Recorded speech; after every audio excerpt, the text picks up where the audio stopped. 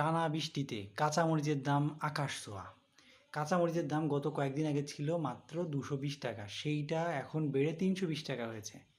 এই যে কাঁচামরিচের দাম যে আকাশ ছোঁয়া হচ্ছে, এর ফলশ্রুতিতে কিন্তু মানুষের নিত্য প্রয়োজনীয় দ্রব্যের যে জিনিসপাতির দাম, সব কিছুর দাম বাড়তেছে।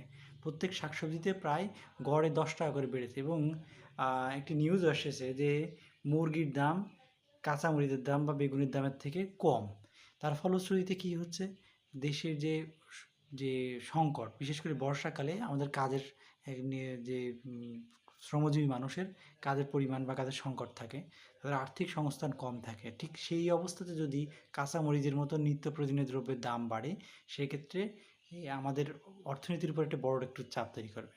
কাঁচামরিচের দাম বাড়ার পিছনে সিন্ডিকেট ছাড়াও আরেকটি কারণ দায়ী। সেটি হচ্ছে কি, সেটি হচ্ছে বৃষ্টিতে যদি টানা বৃষ্টি হয়, তখন কাঁচামরিচের যে গাছ, সেই মরিচ গাছ অনেক মারা যায়। এই কারণে কাঁচামরিচের দাম বৃদ্ধি পায়। এছাড়া বেগুনের দামও বৃদ্ধি পেয়েছে। তো নিত্য প্রয়োজনীয় দামের এই বৃদ্ধিতে ঠেকানোর জন্য সরকারের উচিত দ্রব্যমূল্য নিয়ন্ত্রণের জন্য দ্রুত মাঠ পর্যায়ে অভিযান চালানো এবং এমন একটি ব্যবস্থা করা, যে ব্যবস্থার মাধ্যমে দেশের মূল্যস্ফীতি বা পণ্যের দ্রব্যের দাম একটি নির্দিষ্ট মাত্রায় চলে আসে। অন্যথায় দেশের মানুষ কিন্তু ক্ষোভের বহিঃপ্রকাশ বিভিন্নভাবে করতে পারে।